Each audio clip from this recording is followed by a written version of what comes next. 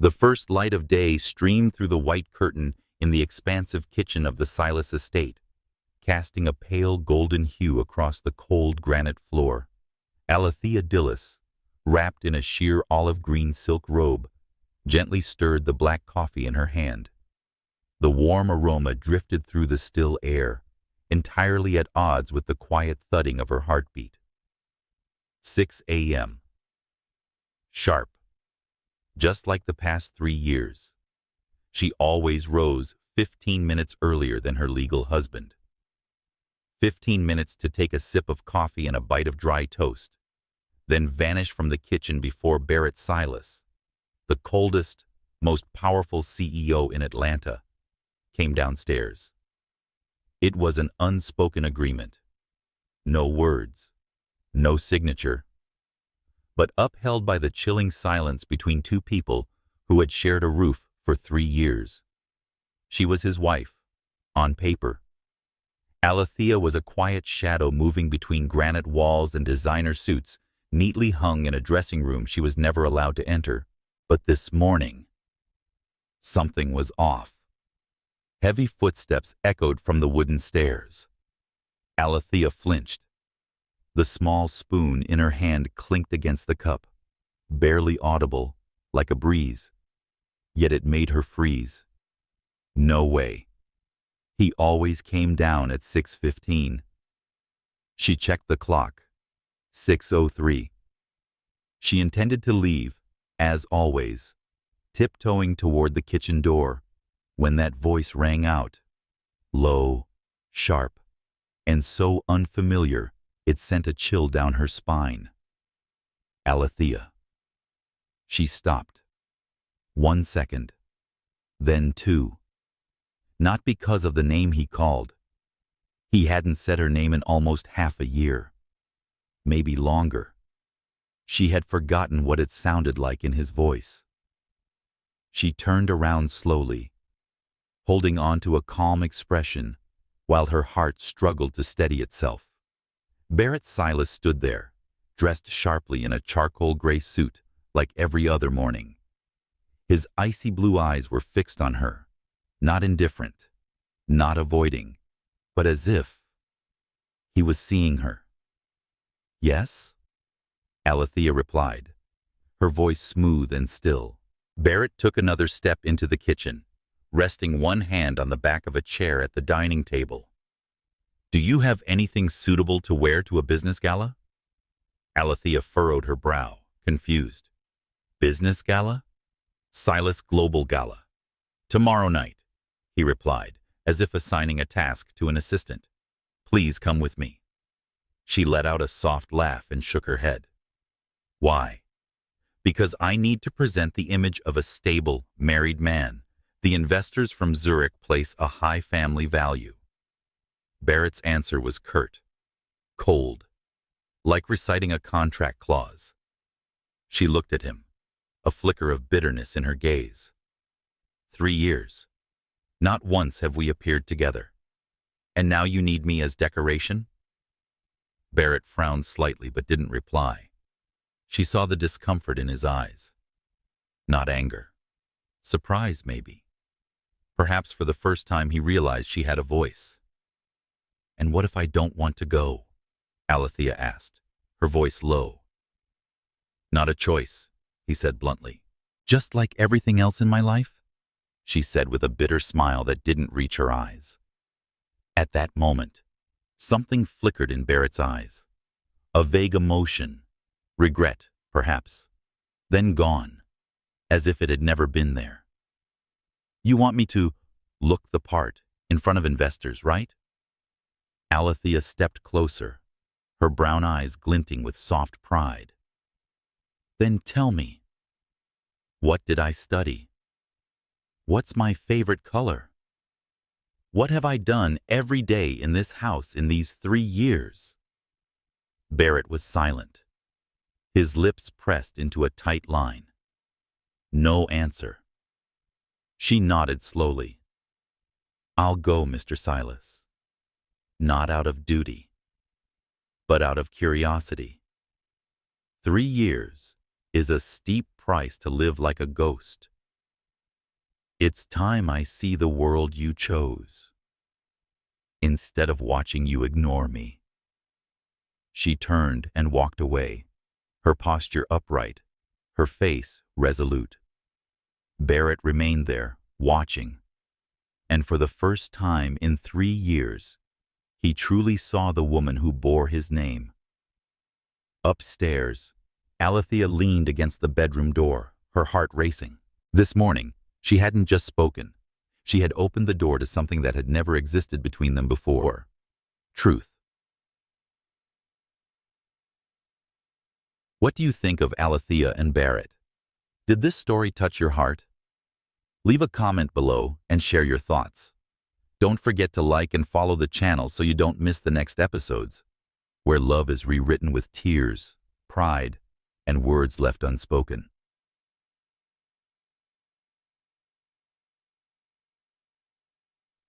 The antique clock in the living room struck exactly 8 o'clock. The metallic chimes echoed through the stillness of the Silas Estate, as if reminding them of something long forgotten. Time keeps moving, whether someone waits or not. Alethea sat at her vanity, her reflection in the mirror free of makeup but full of calm. Her naturally curly hair was neatly pinned back, revealing a slender neck and delicate shoulders, where the soft glow of the desk lamp cast a light that seemed made just for her. The navy blue silk dress she wore had been ironed that afternoon. An old dress, but the only one she had enough pride to wear when stepping into a world that had long kept her on the outside. She had bought this dress in the spring of their first year of marriage. Back then, she still held on to a minor illusion that one day she'd walk hand in hand with Barrett into some event, not for business, not out of obligation, but simply because she was his wife. But that spring had passed like a breeze without fragrance, and the dress had never been worn. The doorbell rang from the foyer downstairs. It wasn't the maid. It was Barrett. Alethea stepped out of her room with a grace like wind, the sound of her heels low and steady on the dark wood stairs. Barrett was already silent when she appeared at the top of the staircase. He wore a perfectly tailored black tuxedo, crisp white shirt, slim black silk tie, the image of a man straight off the cover of a finance magazine. But the look in his eyes when he saw her wasn't that of a CEO assessing an employee. There was a moment of hesitation, perhaps surprise, or something more profound, a recognition of beauty he had once chosen to ignore. "You look appropriate," he said after a long pause. Just one sentence. Cold, like every other. But Alethea noticed. His eyes lingered longer than usual. Not out of curiosity, but confusion. They walked to the car in silence. The black Bentley sped through Atlanta's glittering streets. The city at night wore its glamorous disguise. Lights, music, conversations that existed only in passing. Inside the car, neither spoke. Alethea looked out the window, her gaze unfocused. She wasn't worried about the gala. The sudden shift occupied her thoughts, her presence in Barrett's world. She had never been introduced to a single business partner for 3 years. So what had changed? A deal? Or something else? The car stopped in front of the St. Albans Hotel, one of the most luxurious and discreet venues for international executives. The doorman bowed and opened the door. Barrett stepped out first, then extended his hand toward her in a gesture of polite habit. Alethea hesitated for a second before placing her hand in his.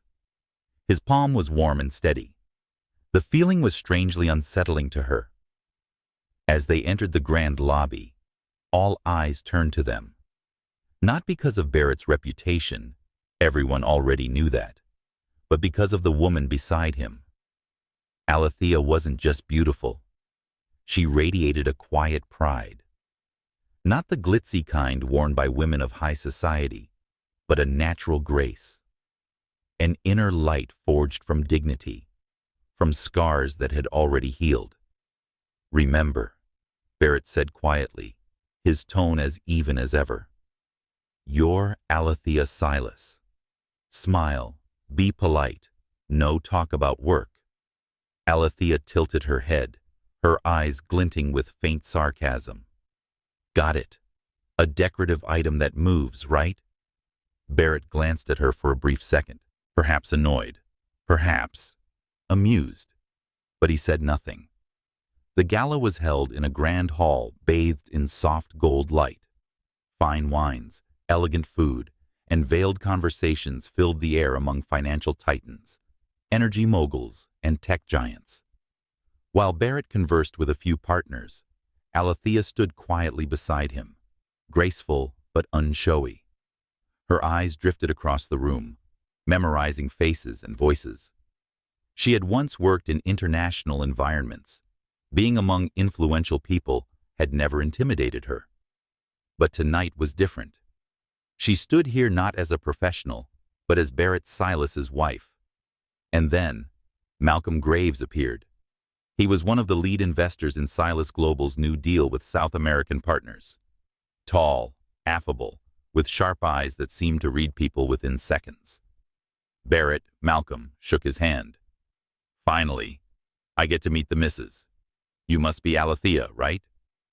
"Pleasure to meet you, Mr. Graves," she replied, shaking hands confidently.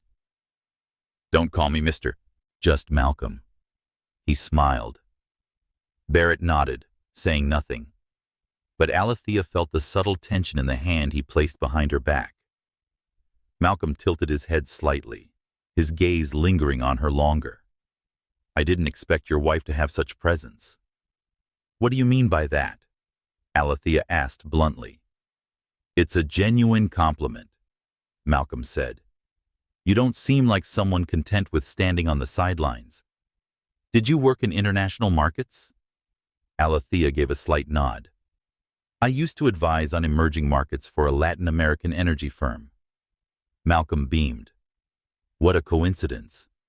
I'm looking for someone like that for a project in Colombia." Barrett cut in. His voice is icy. "Alethea no longer works." "A shame," Malcolm said, though his eyes never left her. "A woman like you deserves a position of equal stature." Alethea smiled softly, but intensely. "Thank you. I'm still reclaiming my place."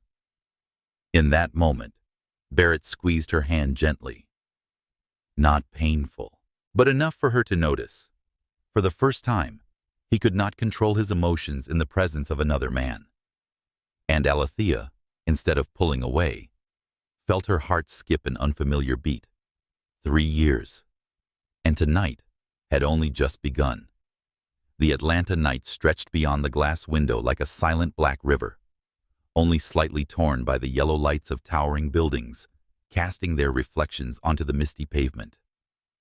Inside the silently gliding Bentley, the atmosphere between Barrett and Alethea was thick, laden with all the words left unsaid. He didn't touch her, nor did he speak. She sat beside him, eyes facing forward, hands steady, as if nothing unusual had occurred at the gala. And yet, it was this very silence between them that unsettled Barrett the most. He had once believed he was comfortable with silence. They had lived under the same roof for 3 years, like two beings in separate realms. It had never bothered him until tonight, until another man looked at Alethea as though she were priceless. Barrett stole a quiet glance at her. The navy blue dress hugged her slender frame perfectly. Her warm brown skin seemed to catch the soft interior light. Her curls now hung loose, with a few strands falling against her collarbone. Something about the image was elegant and untamed. Her lips said nothing, but her eyes were radiant with life, especially when speaking with Malcolm. Alethea had never been a decorative object. He knew that. He had always known. But he had chosen not to look, listen, or touch that presence for 3 years, as if avoiding something too real. Alethea opened the door first when the car approached the estate gate. She stepped out, her heels tapping lightly on the stone steps, echoing like a misaligned heartbeat in the night. Barrett followed. He said nothing, only walked beside her until they stood before the large wooden door. Alethea stopped, turning to him for the first time since leaving the gala. "Do you plan on saying anything?" she asked. Not angry, not cold. Just a question, like so many women who've been on the edges of someone's emotions. Barrett looked at her. Part of him wanted to say something familiar. "Thank you for coming with me." But another part, the one just now surfacing, wanted to say something else, wanted to reach for her hand, tried to keep her near, as if without that, she might slip out of his world again. "The gala seemed successful," he said at last, his voice low. "Malcolm seemed very interested." Alethea laughed, not bothering to hide the mockery. "What bothers you is someone else's interest, not mine." Barrett opened his mouth, but the words caught in his throat.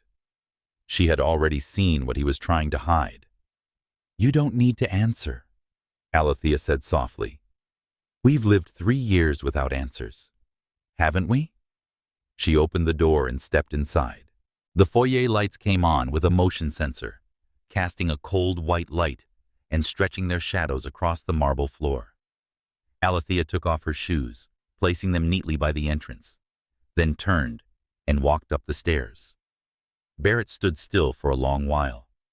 Watching her footsteps, he realized that for the first time, he couldn't control what was happening inside him. Jealousy, a feeling he once considered weak, was now gnawing at him like a slow-burning fire. He walked into the kitchen and poured himself a glass of whiskey. The amber liquid slid inside the crystal glass, like time flowing past a series of wrong decisions. He took a sip. It burned going down. 3 years. He kept his distance for 3 years, believing that not touching her was the best way to maintain stability. He had thought he was protecting her from the coldness of his world, from relationships built solely on gain and arrangement. But the truth was, he was protecting himself from the loss of control that came with letting someone into a place he had never meant to share. And tonight, when he saw another man make Alethea smile, he realized he wasn't as safe as he thought. Upstairs, Alethea stood before the mirror, slowly removing her tiny earrings. Her eyes met her reflection, a woman stepping quietly out of the shadows, both brave and wounded. She didn't cry, but inside, a storm churned. Barrett's gaze at the gala hadn't been the look of a stranger.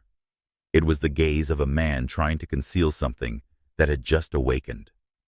She exhaled, placing a hand over her chest, where her heart beat faster than usual. Tomorrow, would everything go back to the way it was, or never return at all? She didn't know, but she knew one thing.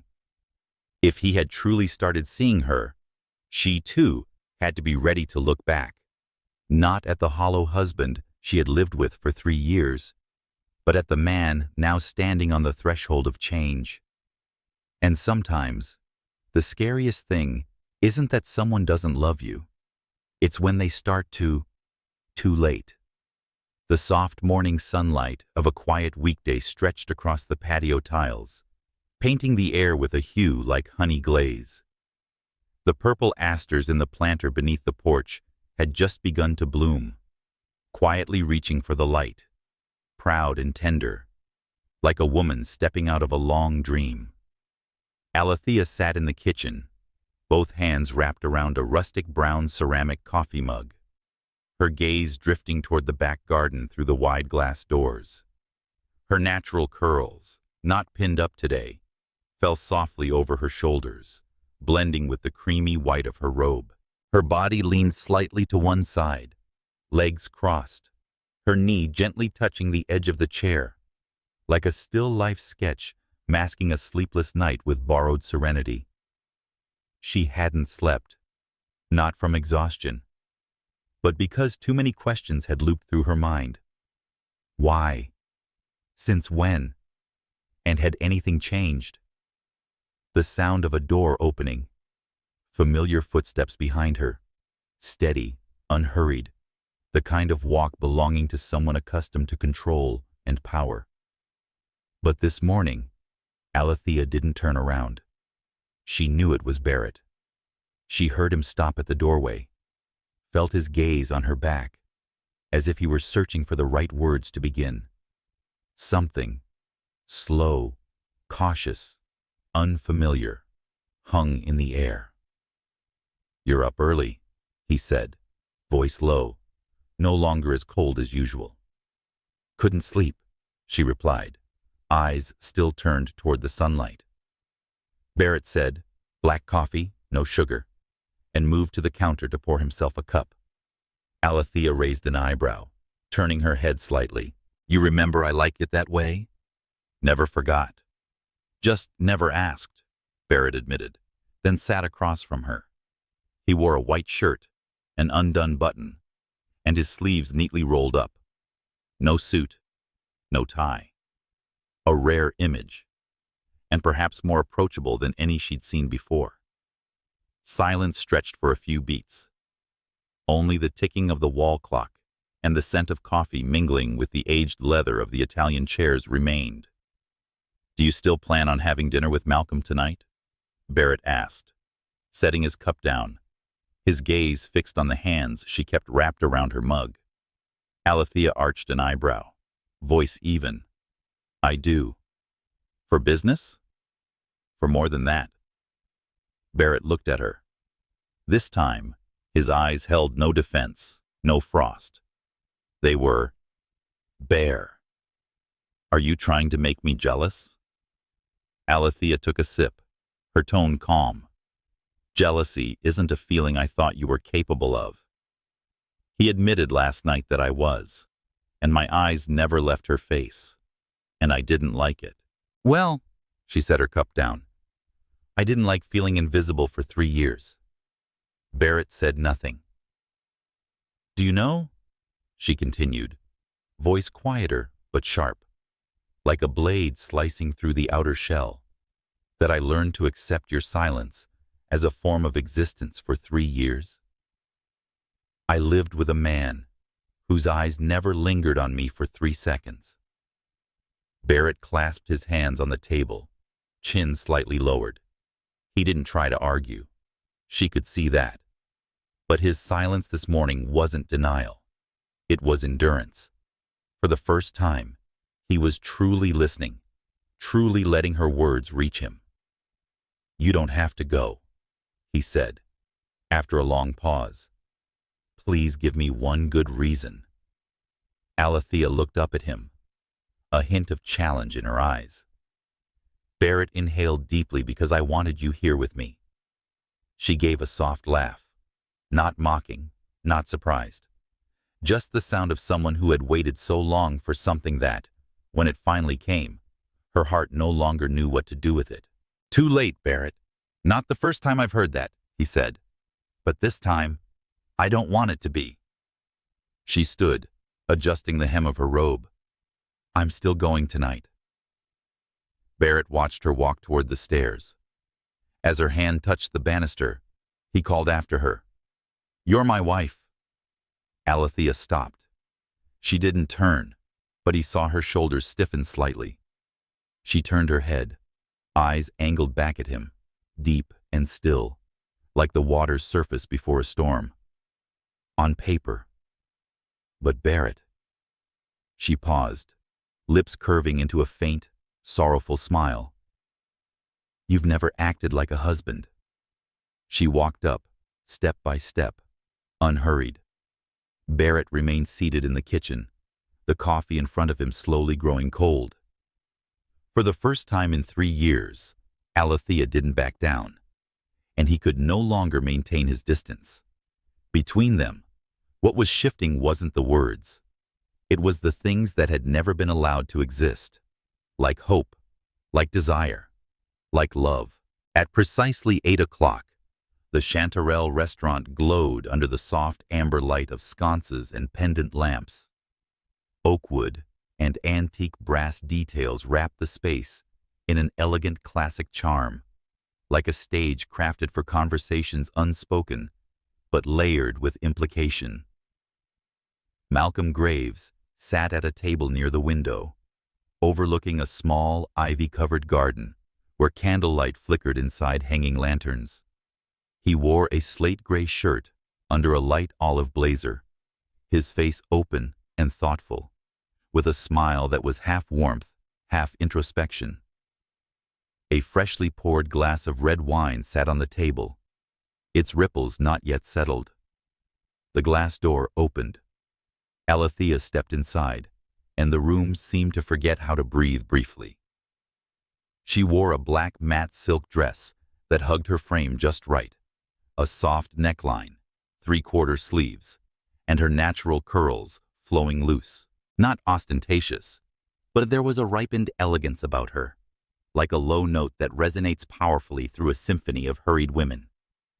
"Alethea," Malcolm stood, tilting his head slightly. "You outshine every light in this room." "You flatter me," she replied, smiling gently, without denying it. They sat down and placed their orders. The atmosphere between them wasn't stiff with first-date awkwardness, but quiet and composed. Two people who understood how to exist in each other's worlds without needing to occupy the same space. Alethea spoke of her time in Caracas, negotiating contracts in 3 languages, and negotiating sessions that stretched through the night to earn a single word: consensus. "You know," she said, her voice turning lower, "I used to believe work was the only thing that gave me value." Malcolm looked at her. His gaze didn't interrupt or intrude. He just listened, a listening that made the person across from him feel truly seen. "I understand that feeling," he replied at last. "A man does too. Titles or assets don't always measure worth. Sometimes it's just the feeling of being seen." Those words, to Alethea, were like a mirror turning back on herself. She gently set her fork down and exhaled slowly. "I used to think I didn't need to be seen. And now?" She didn't answer, but her silence was the deepest answer of all. At that moment, the restaurant door opened again. She didn't need to turn around. She knew Barrett had arrived through the sudden shift in atmosphere and the flicker in Malcolm's eyes. He didn't storm in or make a show of it.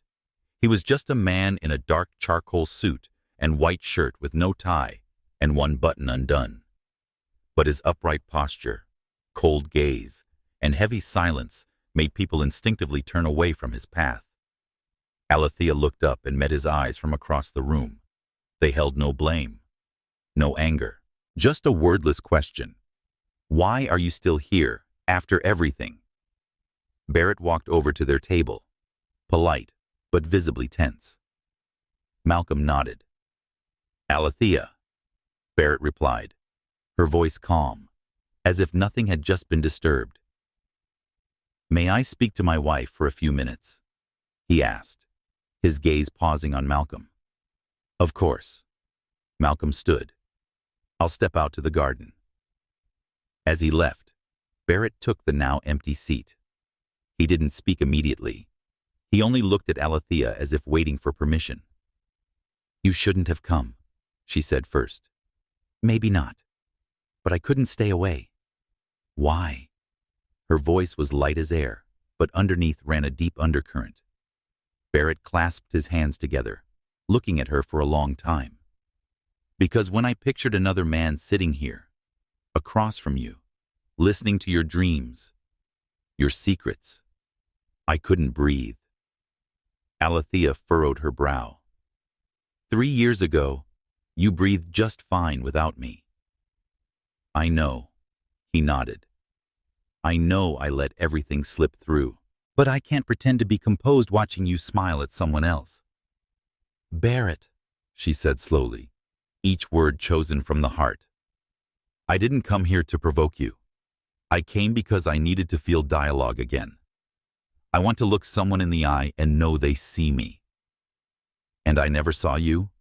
"No. You never really looked. Never really asked. You married me like it was a term in a contract. Nothing more." Barrett swallowed hard, his eyes narrowing as if holding something back. "And now?" he asked. "Now." She paused. "You want to keep me. But maybe it's because you're afraid to lose, not because you understand." Barrett leaned back in his chair, his hands falling open, his gaze softened, no longer sharp. Only the truth remained, exhaustion and sincerity. "You may be right. But what if I said I want to start over? From the beginning, not out of obligation, not for image, just because I wish to know who you are, and I want you to know who I am." Alethea looked at him. In the golden light of the restaurant, his face no longer resembled Barrett Silas, the cold CEO of Silas Global. He was just a man who wasn't sure if anything could be fixed, but stayed to try. She exhaled, her eyes a little softer. "I don't have enough trust left to start from the beginning. I don't expect you to trust me right away," Barrett said. "I hope you don't close that door forever." Malcolm returned just then, saying nothing. He looked at them both, quietly. He said gently that some doors only need one person to wait before them. Alethea looked up at Malcolm, a kind man, intelligent, who knew when to pause. Then she looked at Barrett, a man who had never held her hand tight enough, but now refused to let go when he feared losing her. The question remained unanswered, and her heart was beginning to hear the echo of its voice. "Yatta." The Buckhead estate glowed under soft lighting as Alethea returned home, but inside, she was as still as a lake on the verge of a storm.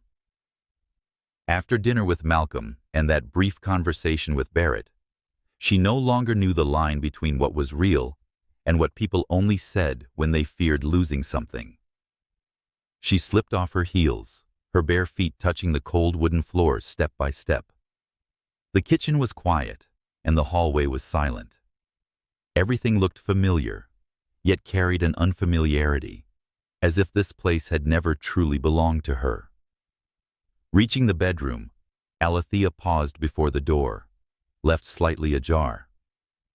Light from the bedside lamp spilled through the crack, casting a long line, like a fragile border between two worlds, one where she had patiently lived beside Barrett, and one where she longed to break free from outdated arrangements. She pushed the door open. Barrett was standing by the window, his back turned to her, his dress shirt draped over the chair, wearing only a fitted black t-shirt that outlined his lean frame. She knew he had heard her footsteps, but he didn't turn. He was waiting, not with words, but with a tension that stretched taut like a drawn string. "Are you planning to sleep here tonight?" Alethea asked, her voice neither cold nor soft. Barrett slowly turned around. "Not if you don't want me to." She sat on the bed, calmly removing her earrings one by one. "We need to be honest, Barrett. Whether it's to begin again or to end, it needs to be clear." He nodded lightly. "I agree." Alethea stood, walking over to the bookshelf where she kept a few novels and research journals. One drawer was jammed. She tapped it gently, then opened it. Inside were old work drafts she had once written, the kind of work that used to make her proud.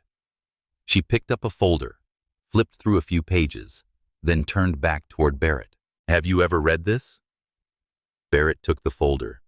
His eyes scanned the title, Strategic Analysis of Soft Resources in Emerging Markets. "No," he answered truthfully. "I didn't know you were still writing." "Because you never asked," she said, without blame. Just a simple fact. He placed the folder back and took a step closer. "I was wrong, Alethea.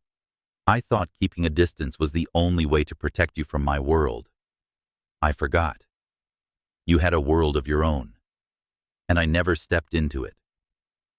His honesty didn't soften her. It just made her pause longer, until the phone on the nightstand vibrated softly. Alethea walked over and picked it up. and her eyes shifted slightly. She glanced at the screen, then answered. "Hello, Ms. Alethea. This is Letitia, Mr. Silas's new assistant. I'm sorry to call so late.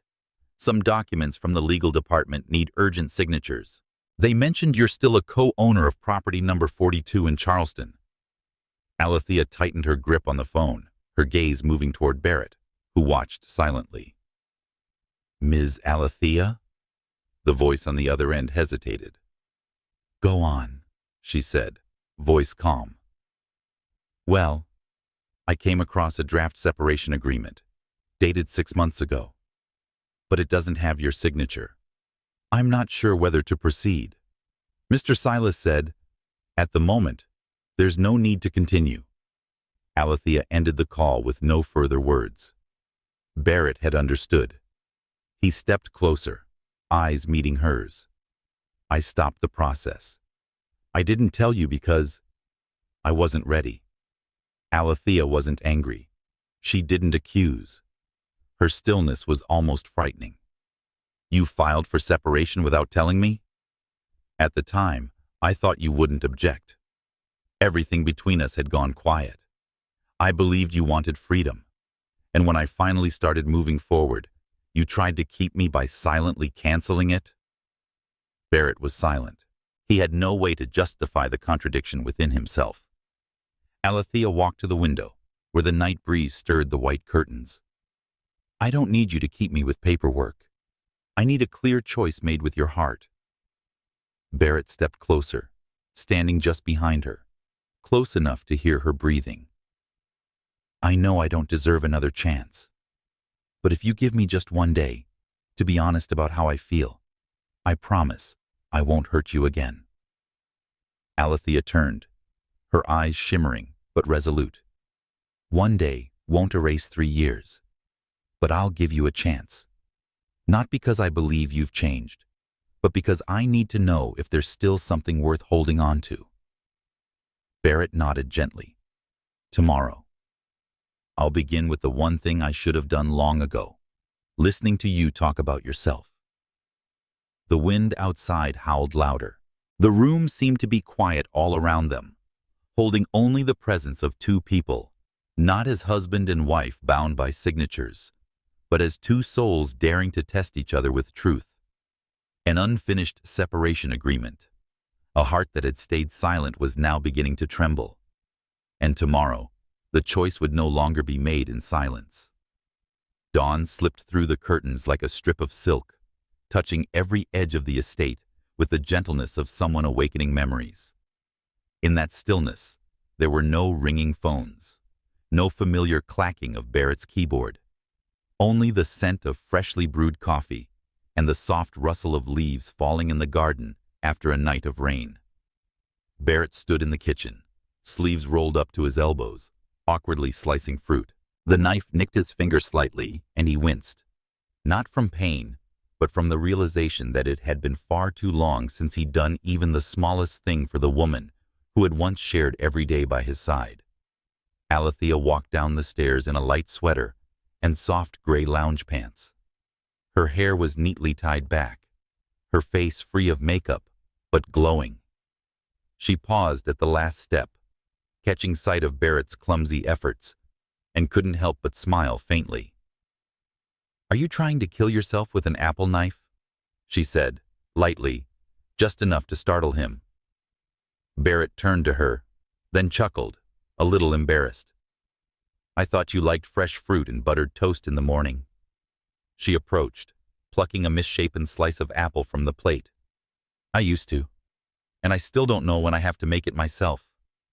He pulled out a chair for her, then carefully set down a glass of fresh orange juice. "I don't know where to start." Alethea took a small bite of toast, raising an eyebrow. "Then start with the simplest thing." Barrett nodded. "Do you know why I chose you back then? Out of all the beautiful, brilliant women at those parties and conferences? Because I didn't try to impress you? No." He shook his head, voice deepening. "Because you looked at me, not like I was a CEO or an heir. You looked at me like a person, who had lost his way. Alethea fell silent. She remembered that moment. An art exhibition in Seattle. He had stood quietly before a gray-toned oil painting, eyes distant. And she, then an interpreter for a group of French partners, had stood beside him, said nothing, just offered him the most unremarkable look. "You were the first person who made me feel I didn't have to be strong all the time. And then you married me," she said slowly, "and placed me inside a perfect frame, behind glass, locked, so no one could touch me." Barrett sat across from her. "I didn't realize I had done that until the image inside the frame faded." They ate breakfast in slow, quiet peace. No pressure to fix everything, no need to hide the hurt. Just two people who had drifted apart, using one day to look at themselves again. After breakfast, Barrett took her somewhere she hadn't expected.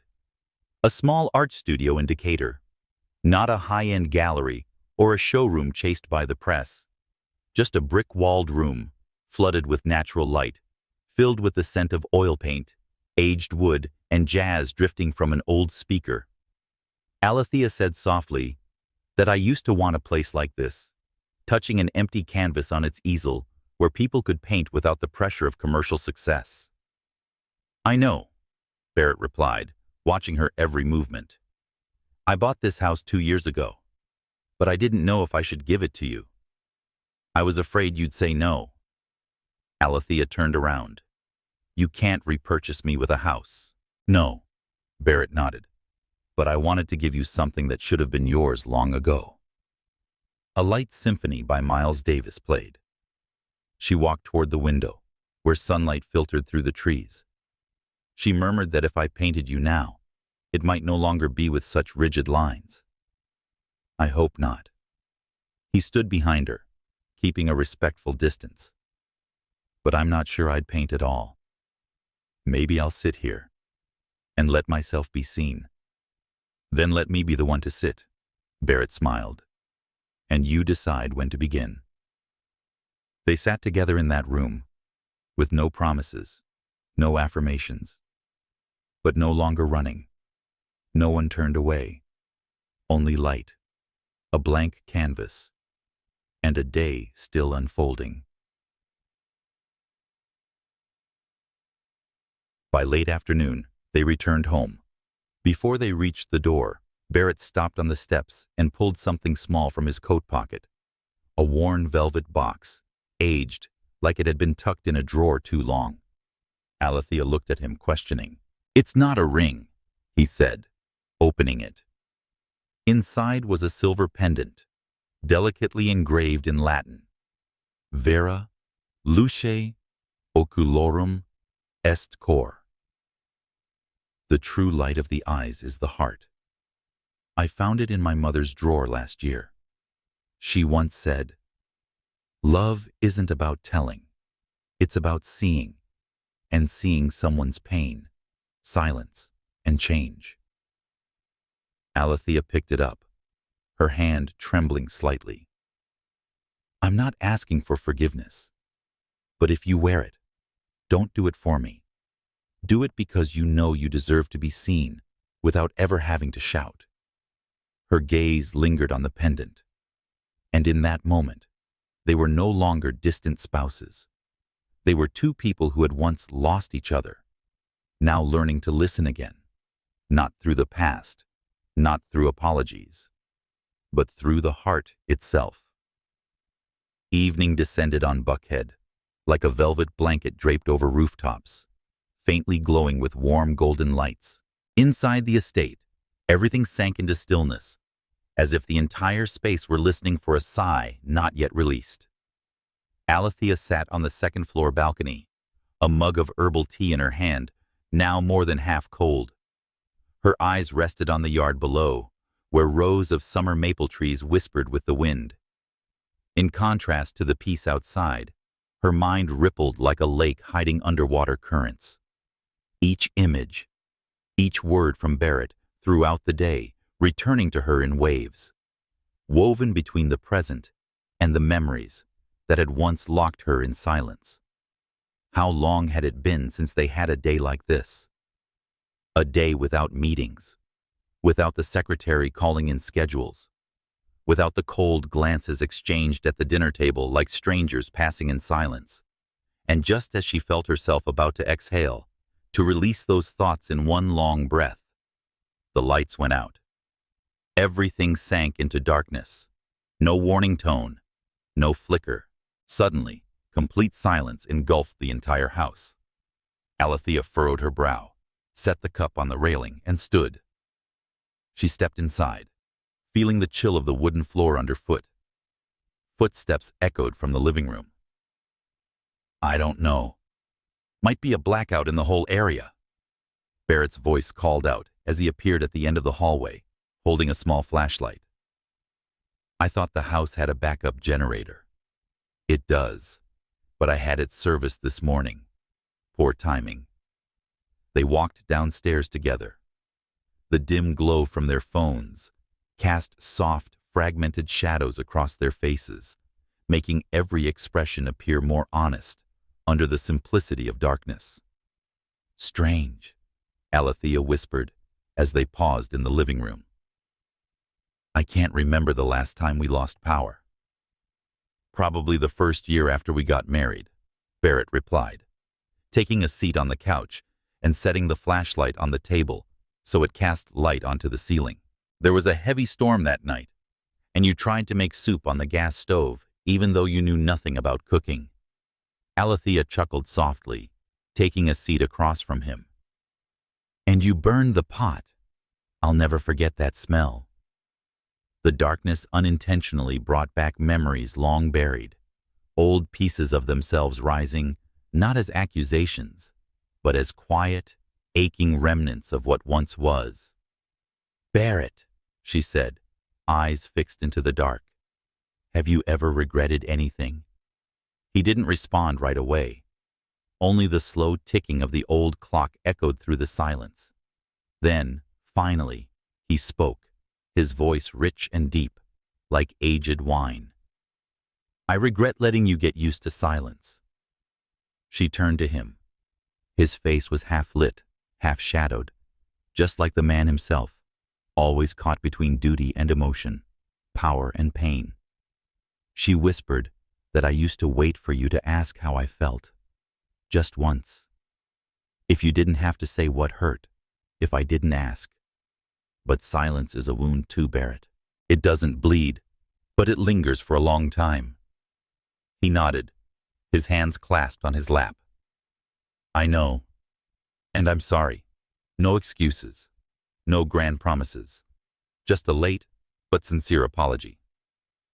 A flash of lightning cut across the sky. The shadows of the trees outside danced against the walls in strange, fleeting shapes. The room remained dark, but no longer cold. "You once said," Alethea murmured, "that love is about seeing. Maybe I loved you by waiting to be seen." Barrett lifted his gaze, his eyes gentler. "And I'm learning how to open mine." "Too late," she said, but without bitterness. "But maybe not impossible." They sat like that, saying nothing more. Each was wrapped in their thoughts. A silence that should have happened long ago, back when the cracks were still fixable before pride built a wall too high between two people who once shared a bed.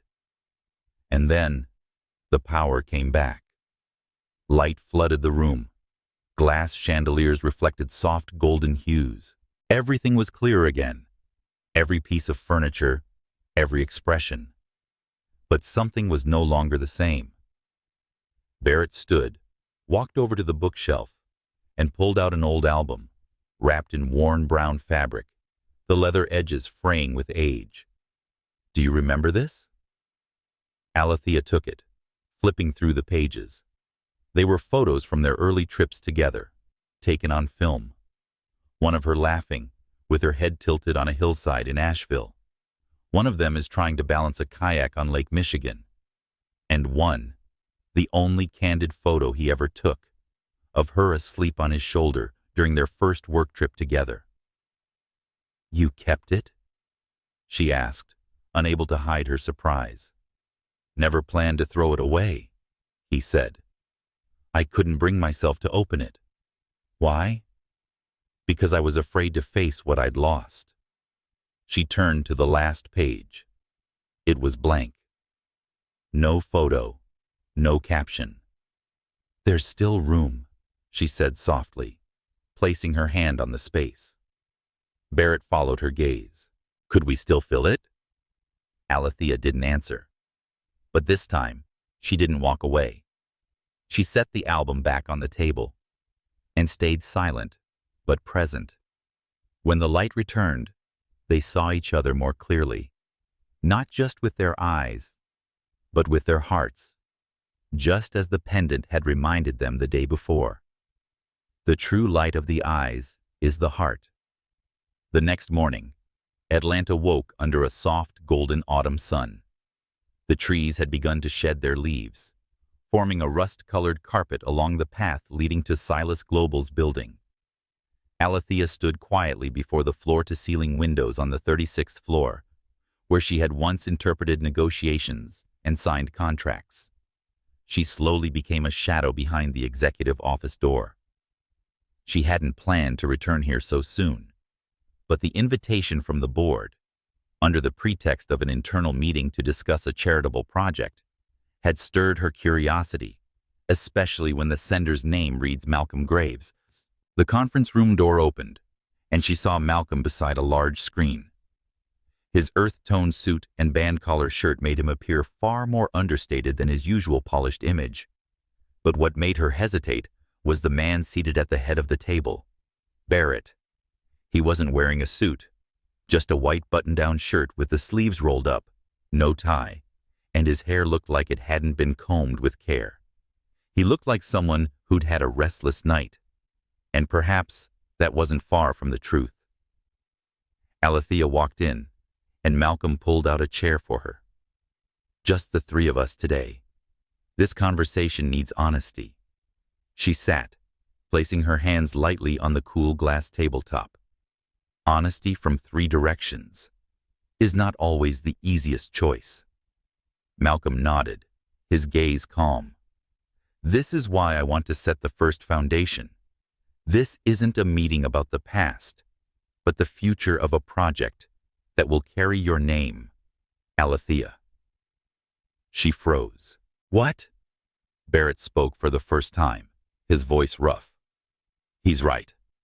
A year ago, I wanted to create an art scholarship fund for young black women in Atlanta, but I could never find the right name until I thought of you." Alethea gave a slight shake of her head, her lips pressing together. "Do you want to redeem yourself with a name?" "No," Malcolm interjected, his voice calm and grounded. "We want to return the foundation of this project to the person who should have led it from the beginning." The room fell into a heavy quiet. Outside, the wind scattered streaks of sunlight across the floor, making everything move more slowly. Alethea exhaled, her eyes fixed on the space between them. "I don't trust myself enough to stand beside Barrett in any charitable project." Barrett didn't react. He sat back, his eyes never leaving her. "You don't have to trust me," he said slowly. "Just choose what you want to do, and if that doesn't include me, I'll step aside." Malcolm placed a slim folder in front of her. "A charter draft. I wrote myself. All decisions, operations, and approvals will be entirely yours. If you accept, we'll move forward with your voice, not as the ex-wife of Barrett Silas, but as Alethea Dilys, the woman who rose again from a dream once buried." Alethea opened the folder. Clean lines, concise language. No contractual obligations from Silas Global. No media commitments. No public agreement requirements. Just an opportunity, pure and simple, laid before her. "You think this'll move me?" she asked, looking straight at Barrett. "I don't expect you to be moved. I hope you'll choose what you once dreamed of, not because of me or anything we've been." Alethea closed her eyes briefly. The years she was kept from meetings, regarded as the well-educated wife, yet never decisive enough to manage a program, came rushing back like wind reversing across bare skin. Then she opened her eyes and placed her hand over the folder. "I'll lead this foundation, but on one condition." Barrett nodded. "Name it. I want the first symposium to be held at the high school I once attended, and the keynote speaker will be a young woman who dropped out, but is now returning to earn her GED. Malcolm raised his brows in admiration. "Excellent." Barrett slowly stood. "I won't interfere." "No," Alethea cut in. "You'll attend, as someone who once missed the chance to stand beside the right thing." They looked at each other. No longer ex-spouses, not partners, not even the one who hurt and the one who was injured, but two people who had once stood in each other's shadows were now learning to step out independently.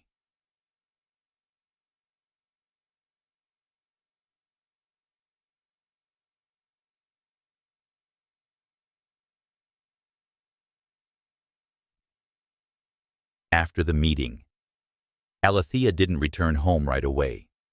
She stopped at the old cafe near Piedmont Park, where she and Barrett once had their first date. Outside the glass window, trees were shedding leaves. A child chased her mother, laughter ringing through the thick window pane. She took out her phone and opened an old draft stored on it. It was a proposal for an arts and mental health recovery program for women who had been overlooked, written in her junior year of college. 12 years ago. And today, it opened again. Not for the past, but because Alethea had finally chosen to step forward. Not for revenge, not to prove anything, but to exist with her voice. In a project bearing her name, in a space she built with her own hands. And if Barrett still stood somewhere in the frame, then he would remain only as the shadow of a man learning how to step back, so a woman could step fully into the light. Rain fell over Charleston in the late afternoon, just as Alethea stepped off the small train platform on the edge of the old city. The drizzle felt like salt scattered over old memories, reminding her of a time when names or expectations hadn't yet complicated love names, or expectations hadn't yet complicated love. She hadn't returned to reminisce. She came to close a door that no one had dared open for far too long. House number 42 on Broad Street appeared under the pale glow of the street lamp, tucked behind an iron fence and clusters of wild roses that bloomed defiantly in the rain. It was the house Barrett had bought for them after their wedding, like a gift, a symbol of beginnings. But it quickly became a hollow space, where every footstep echoed with absence. Alethea pulled the key from her pocket and slid it into the lock. The door creaked open as though the house was hesitant about her return. Inside, everything was intact. No dust, no cobwebs. Barrett had kept it maintained. The kitchen smelled faintly of old wood, and the living room held the armchair she used to read in on Sunday mornings. And on the fireplace mantel, the small photo frame they had once placed was still there. A picture taken on the Shenandoah Hills, back when she laughed easily, and he didn't know how to hide his hurt. Alethea sat down, glancing around, asking each object, "Were we ever delighted?" Outside, the rain picked up, and the wind battered against the glass. She opened her bag and took out the deed, where the co-ownership line still bore her name. Tomorrow, she would sign the transfer papers, not out of bitterness, but she no longer needed a house representing someone else's dream. The doorbell rang. Alethea flinched slightly. Who would come here, in this rain? She opened the door, unable to hide her surprise at the man standing before her. His dark brown hair soaked from the rain, shirt clinging to his frame, face tense, but eyes softening the moment they landed on her.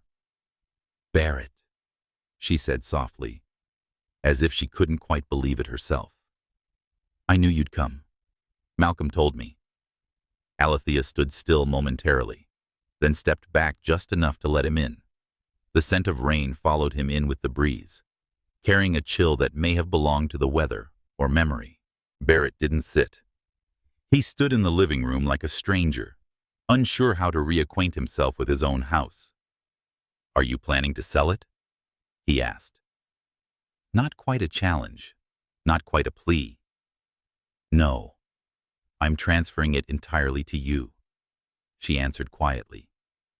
"This place belongs to the one who once believed it could hold happiness." Barrett fell silent for a long time. His eyes drifted to the old photograph. "No one else has ever stayed here," he said, his voice husky from the rain, or perhaps something else. "I never invited anyone over, never changed the curtains. Everything stayed the same, just like the day you left. Would I come back?" Alethea asked, her voice like breath. "No," Barrett shook his head. "I couldn't bring myself to change anything without you here." A loud clap of thunder rolled through. The lights flickered, then steadied. Alethea walked forward and placed the transfer documents on the table. "I didn't come back to start over, Barrett. I came to an end." Gently, he looked at her, not with sadness, not with despair, but with an expression that acknowledged, for the first time, that he had no right to hold on if she had chosen to walk away on her terms. "I understand," Barrett said softly. "But before you sign, I want to show you something." He reached into his pocket and pulled out a letter, aged, pale yellow, with familiar slanted handwriting. "It's a letter my mother wrote to you. She never sent it." Alethea took it, stunned. Barrett's mother, Eleanor Silas, had always been a stern, quiet woman.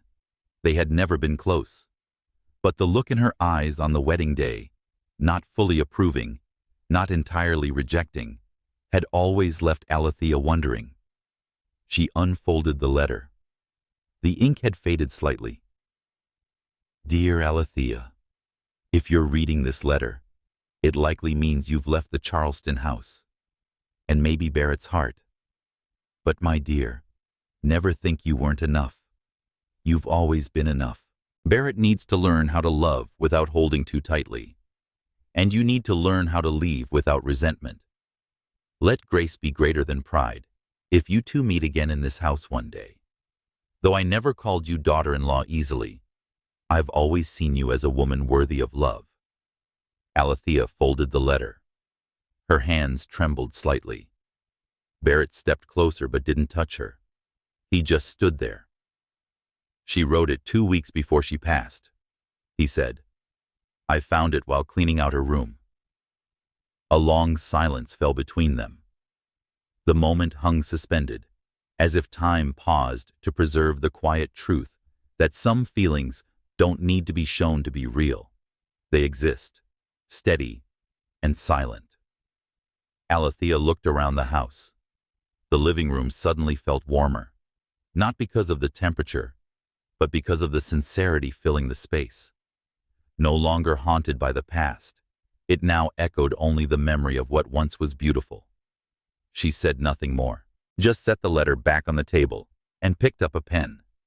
But instead of signing the transfer form, she wrote a small line at the bottom of the page. "Let this house keep the memories, but not the people." Barrett looked at her. He didn't ask for anything more, and for the first time in 3 years, they stood beside each other, not as lovers, not as spouses, but as two people who had passed through each other's lives, once hurt one another, and now were touching the final boundary between letting go and acceptance. Outside, the rain began to ease. The droplets still clinging to the roof slipped down like the sighs of old memories. And in the middle of that familiar room, a new chapter quietly began. No fireworks, no remarriage. Just something simple, a release, without bitterness, and a heart that still knew how to feel. Late autumn in Atlanta. The rain had stopped, but the streets still shimmered with the remnants of last night's storm. Alethea stepped out of the car in front of Langston Hughes High School, where faded paint and chain-link fences reminded people that education doesn't always begin in abundance, but in faith, even in something that seems small. She wore a simple beige suit, no big brand logos, no expensive accessories, just a silver pendant at her collar, one she had started wearing again since that morning at the Decatur studio, not because of Barrett, but because of the engraving on the back. The true light of the eyes comes from the heart. Today was the first seminar of the Alethea Dilys Foundation, a scholarship program for young black girls from underprivileged backgrounds with a passion for the arts. It was a project she had never imagined leading, much less standing on stage to speak about a dream she once buried deep. As she stepped into the small auditorium, she caught the gaze of dozens of young girls, some with earbuds still in, some with arms crossed in guarded posture, and others looking up intently, as if seeing a future version of themselves they didn't dare believe was real. Alethea took a deep breath, not because she was nervous, but because she understood that feeling too well, the feeling of not being called by name. Imagine walking into a room and seeing no one who looked like you, no shared skin color, no familiar background, or a similar story, and slowly believing that maybe you were wrong for dreaming so much. She stepped onto the stage. The mic was already adjusted to her height. No assistant, no elaborate production. Just her, and a speech written from lived experience. "Hello, girls," she began, her voice calm and low. "I once sat in seats just like yours. In a public school no one remembered. In a neighborhood the press only visited when there was a fight. And I used to think, if I didn't stand out, maybe the best thing to do was to stay silent." The auditorium fell quiet. Eyes dropped. A few faces turned slightly, caught off guard by a truth too quickly mirrored. But then, she continued, "One day, I walked into an art gallery for the first time. It wasn't a big museum, just a small exhibit on the second floor of the community library. And I stood before a painting of a black woman balancing a basket of flowers on her head, her eyes lifted to the sky, proud, beautiful, and free." She paused. The silence was so deep that the hum of the ceiling fan could be heard. I didn't know who the artist was, but that day, I cried. I cried because it was the first time I saw an image that looked like me on display, not to pity, not to remind people of painful history, but to celebrate. A few girls lowered their heads. Some quietly wiped their eyes. Alethea gave the gentlest of smiles. "Girls, art doesn't ask you to be perfect. It just asks you to be honest, to say what makes your heart tremble. And if you don't know who you are or what you want, that's okay, because growing up is a journey, not a competition." Applause followed. At first, they were scattered. Then they grew in rhythm and strength, not just for the speech, but for themselves, for showing up, for listening, for daring to dream. After the seminar, a young girl named Naya, with petite braided pigtails and bright, cautious eyes, approached Alethea. She said nothing. She just handed her a folded piece of paper. It was a poem. Alethea opened it and read, each crooked line brimming with feeling. "I am not a shadow. Beneath someone else's light, I am a small candle, burning myself to brighten a corner no one sees." She folded the paper gently, placing it close to her heart. "You know," she said, "poems like this, that's what changes the world." Naya blushed, then gave a slight nod. "I wrote it yesterday, because my mom said not to dream too big. But today, I think maybe dreaming isn't so bad." Alethea knelt slightly, taking her hand. "And never let anyone tell you your dreams are too much. Some dreams are born for the exact right moment, just like you." As she stepped outside onto the schoolyard, She spotted Barrett standing at a distance, leaning against his familiar black car. Not with the aura of a cold CEO, but with quiet eyes, like those moments backstage when he stood silently, letting her shine without ever trying to share the light.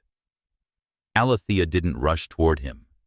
She paused for a few seconds, watching the students spilling out of the auditorium, hugging, laughing, repeating lines from her speech. Perhaps it was the moment she once wished for herself, but now she no longer needed it. She had grown into the role of someone who passes the torch. When she finally walked over, Barrett opened the car door, a habit from long ago. But instead of getting in, Alethea turned to him and asked softly, "What do you think those girls will remember about today?" Barrett looked at her momentarily, and then replied that someone who once was just like they had come back, not to recount her pain, but to offer belief. She nodded, a smile brushing the corner of her lips. Then today was worth remembering. They didn't need to go anywhere. They stood in the middle of the old-school courtyard, where golden leaves silently touched the earth. The future might still be uncertain. There were still words between them left unsaid. But at least here, among the growing children, between memory and dream, Alethea had stepped through a door, not to return to the past, but to become the woman she once needed as a little girl. Barrett wasn't used to strolling, nor was he used to silence. His whole life had moved to the rhythm of billion-dollar decisions, endless meetings, and the spotlight of the business world, where every word had to carry weight. But that afternoon, as he padded beside Alethea along the stone path by Piedmont Lake, he learned how silence could fill a conversation. She said nothing, just kept her pace steady, hands tucked into the pockets of her trench coat, eyes fixed on the lake glistening with the last light of day. She looked as though she were walking alone, and he was merely someone who happened to be beside her. Barrett had thought a lot about the seminar, about the way she looked at those girls, as if healing a part of herself, and about how her voice touched the cracks in others' hearts without needing to shout. He had owned countless companies and reshaped the fate of entire financial sectors. But perhaps he had never truly created something people remembered with their hearts. She had. And that made him admire her and fear her, fear that she was drifting further and further from his world, the one so full of ambition, control, and mistakes disguised as love. "I feel small," Barrett suddenly said, his voice less specific than usual. Alethea tilted her head, but didn't stop walking. "Because I don't need you anymore?" "No, because I realize you never really needed me to be yourself." A soft breeze passed through, carrying the scent of freshly cut grass and eucalyptus from the far bank of the lake. Alethea didn't respond immediately. She lifted her chin slightly, gazing at the water's surface, where their reflections danced imperfectly. "Maybe I once needed you," she said after a while. "Not to lift me, but to believe that someone truly saw me." "And I didn't see you," Barrett whispered. "It's not that you didn't see," she corrected gently. "It's that you choose to see only what fits your world. And I've always been a little off from that mold." Barrett stopped walking. This time, Alethea stopped too. "He said the first time you came to my mother's house," eyes locked on hers, the small apartment in South Atlanta. "You cooked dinner, and your mom told stories in her thick Southern accent. I felt out of place. But you were beaming." Alethea nodded slightly. "Because that was the first place I could be fully myself. I didn't have to change how I spoke. I didn't have to hide where I came from." Barrett stepped closer. "I'm sorry for not knowing how to love someone like you, someone strong enough not to need saving, only companionship." Silence. Then Alethea turned away, looking toward the small bridge arching over the lake. Beneath it, a few ducks swam by, leaving ripples in the water like thoughts spreading gently through her mind. "You did love me," she said. "I never doubted that. But love alone isn't always enough for two people to stay together." "Then what is?" Barrett asked. "Courage," she replied softly. "Courage to change, courage to listen, and the courage to accept that sometimes love still isn't enough." Barrett tightened his hands inside his coat pockets. He didn't justify, didn't plead. He stood there, like a man learning to face the wind without a wall to lean on. Alethea turned back to look at him. For the first time in many months, their eyes met not in a closed room, a hall, or an old house, but an open space where nothing was left to hide behind. "You are changing, Barrett. I see that. But I can't be the reason you change."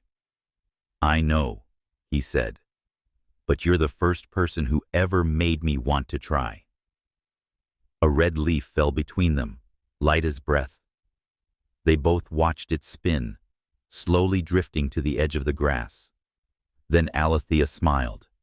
Not quite a smile of forgiveness or entirely a farewell. "Then keep learning," she said, turning to walk away. "But don't do it for me. Please do it for you." Barrett didn't follow. He only watched her back gradually disappear around the bend in the lakeside path. And for the first time, the space between their heartbeats didn't feel frightening. It felt necessary, so each of them could find themselves again.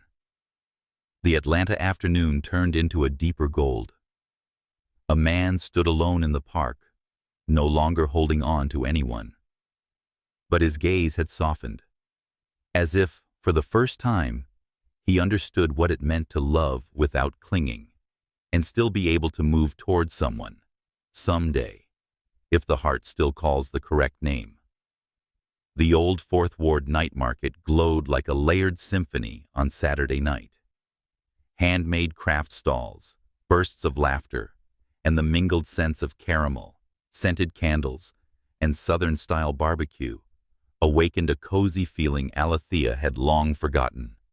She hadn't come here for amusement, nor was she hoping to run into anyone, but amid the noisy rhythm of life, she stumbled upon something she hadn't expected.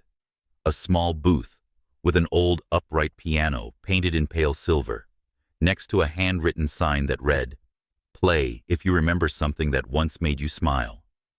Alethea stopped and quietly gazed at the yellowed keys. She had taken piano lessons as a child, paid for by the handfuls of loose change her mother saved after long shifts at the nursing home.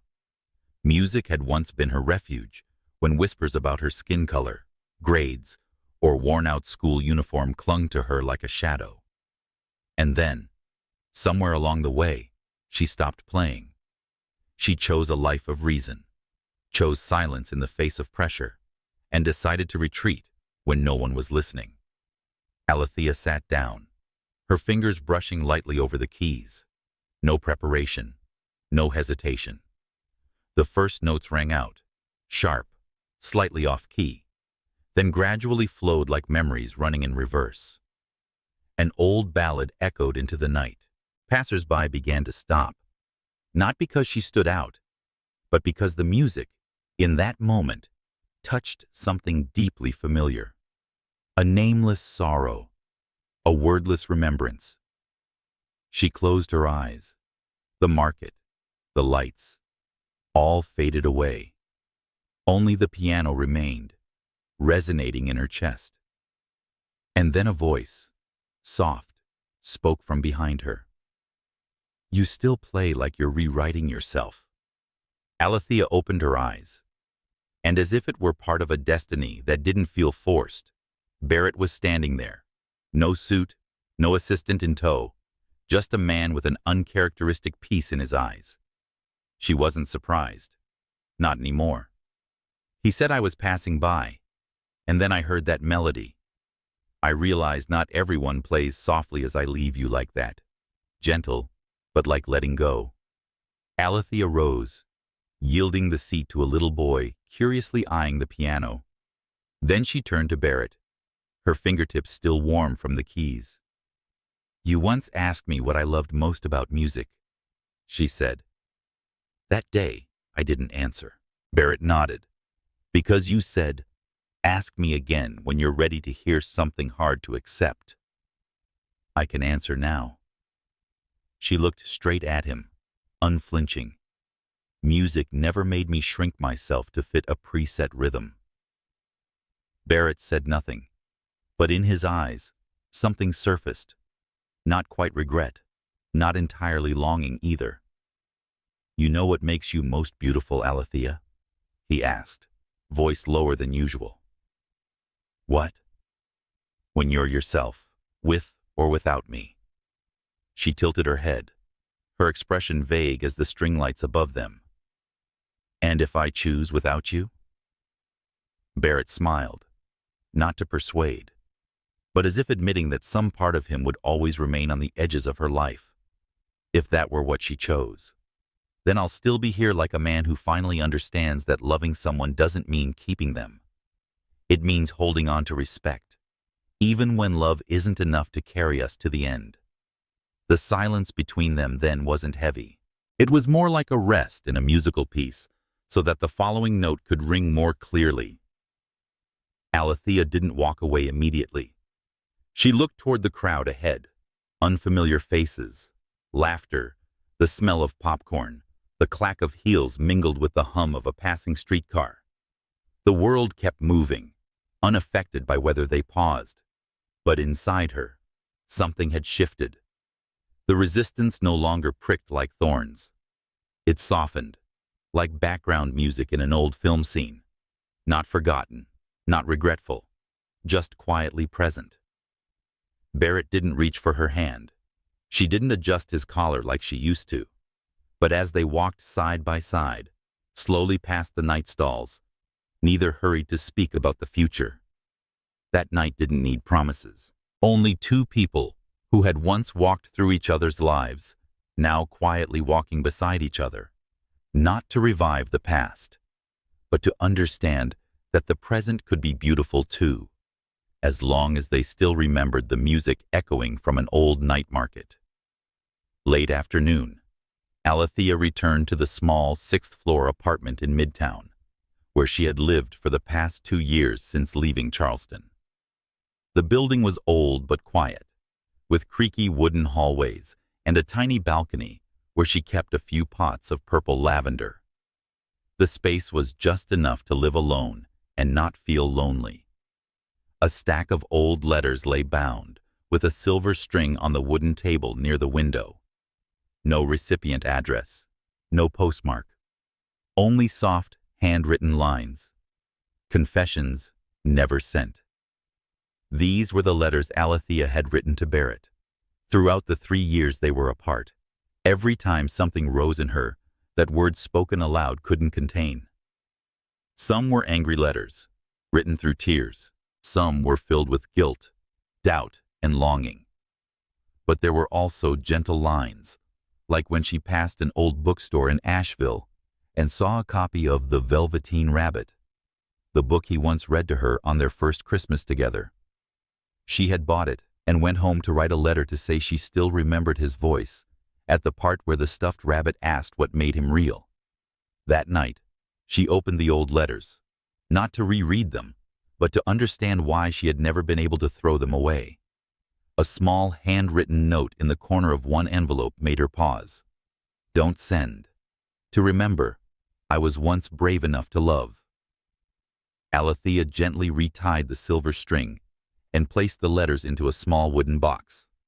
Not to hide them, but to accept. Sometimes love doesn't need to end with an answer. Chapari. At that exact moment, just a few blocks away, Barrett sat in his penthouse apartment, typing a few lines on his laptop and then deleting them. He was trying to write a letter, something he was never good at. In his world, everything was handled with spreadsheets, brief calls, or sterile emails. But this time, he wanted to write by hand. The first page was smudged from his hand resting on wet ink. He switched to a second sheet, sat upright, and wrote, Alethea, there's something I've never said, not because I lacked the courage, but because I feared that saying it would make it real. And if it were real, it might be over. It's this. I miss you. Not the romantic kind of missing from those who regret, but the kind that forces you to look at yourself.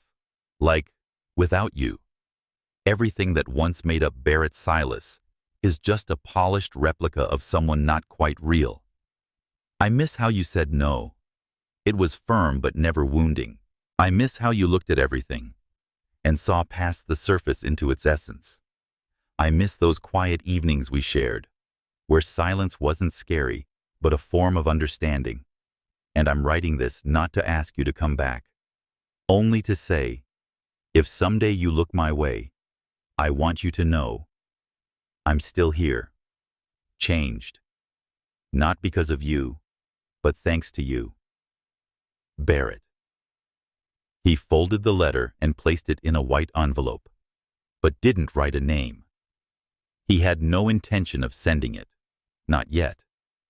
He put it in the drawer beside his bed, next to a small object, an old reddish-brown hair clip Alethea had left behind after their last argument in the Charleston house. Barrett stood and walked out to the balcony. The night city shimmered like a map of stars. Some lights are far away, some closer, but all of them are silent.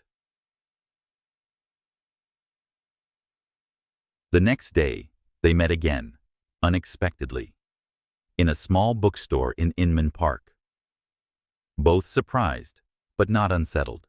Alethea was holding Beloved by Toni Morrison. Barrett was browsing a book on urban design, something he never cared for until she first took him to a street art museum. You still haven't finished Invisible Man, have you? She asked, tilting her head slightly.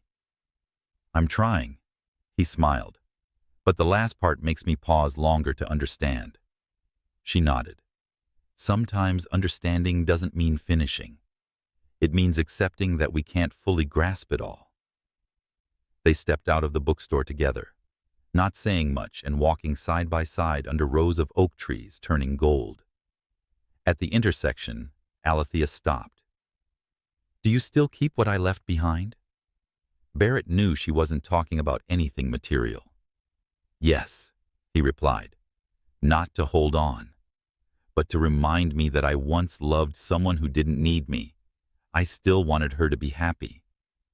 Alethea looked at him for a long time. No tears, no smile, just a quiet nod. Then, maybe we've grown enough to keep the letters we never sent. And then she turned and walked away. This time, Barrett didn't feel loss. There was only one thing left inside him, glowing faintly like ink that hadn't dried. Sometimes, the loves that never return aren't endings at all. They're the beginning of something more profound than love.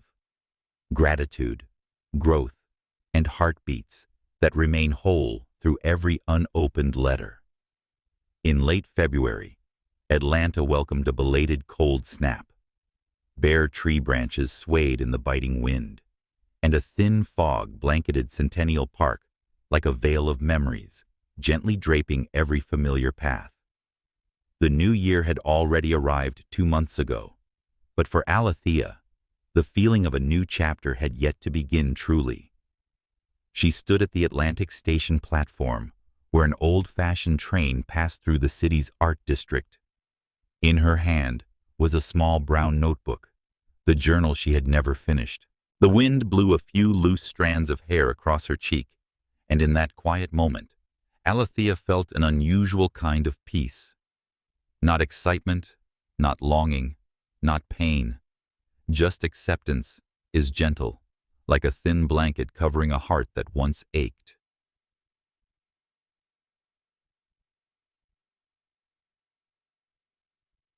Barrett appeared without a word of warning. He walked up and silently stood beside her, as if this had always been how they met. Not planned, but always timely. I didn't think you still liked trains. His voice was low, warm, tinged with a bit of surprise. Alethea didn't turn to look at him. "I'm not writing it to get anywhere. I want to sit on a journey with a clear beginning and end." Barrett nodded slightly. That clarity is what makes it easier to breathe. They boarded the train together. Choose the last car. No one else was there, just the soft clatter of wheels, like the heartbeat of an older man telling stories. Through the window, the city slowly drifted behind them, memories flooding in silently. The times they fought in that old apartment, early mornings making coffee for each other, jazz music wafting from the kitchen speakers, and the last time they looked at one another before letting go. "Did you ever think we'd see each other like this?" Barrett asked, eyes fixed on the passing scenery. "No, but I wouldn't have denied it if someone had told me."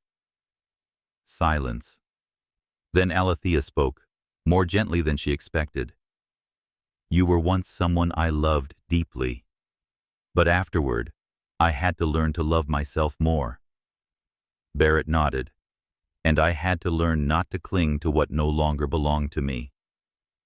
After a while, he pulled an envelope from his coat pocket. The letter he'd written the day before. It was sealed, her name written neatly on the front. He said, "Whether you read it, I still want you to have it." Alethea took it without opening it. She rested it in her lap, fingers tracing the edge of the envelope. She felt no confusion, only a strange sense of clarity. "Do you think we're over?" she asked, lifting her head. Barrett looked into her eyes, then gave a faint smile.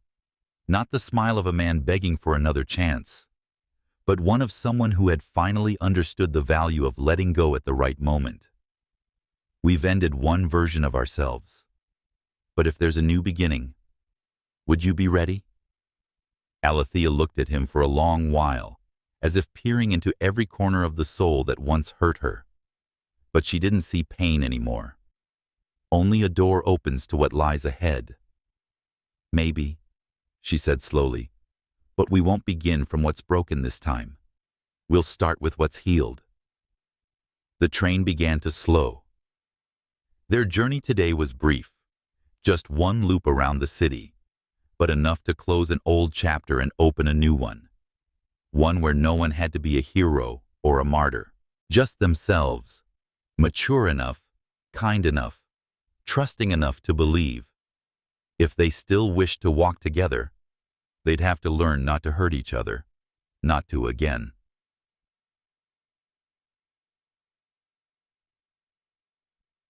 A few months later, at the opening ceremony of a new community art space in Vine City, once an abandoned warehouse, now transformed into a library, gallery, and small performance stage, Alethea stood surrounded by former students, young black artists, and single mothers who had found hope through the scholarship program she initiated. Barrett arrived late. No suit, no press camera, just a familiar face, perhaps someone who had always quietly stood behind her light. They looked at each other, saying nothing. But in their eyes were 1,000 words already forgiven, understood, already packed away into years they could never get back. They didn't need to belong to each other anymore, only to not abandon the best parts they once brought out in one another. And when Alethea stepped onto the stage to speak, the sunlight lit up her hair, brilliant, like a declaration. That woman, the one who rose from heartbreak, now stood firmly on her path. And if any man were brave enough to walk beside her, it would have to be someone who had learned to bow before the freedom of love, not to possess, not to demand, but to cherish. Thank you for staying until the final moments of Alethea and Barrett's journey. Two people who once loved, once hurt, and then learned how to love the right way. If this story moved you, please like, share your thoughts in the comments, and follow the channel so you won't miss the next cinematic, tender, and soulful love story. See you on a new journey, where the heart continues to speak.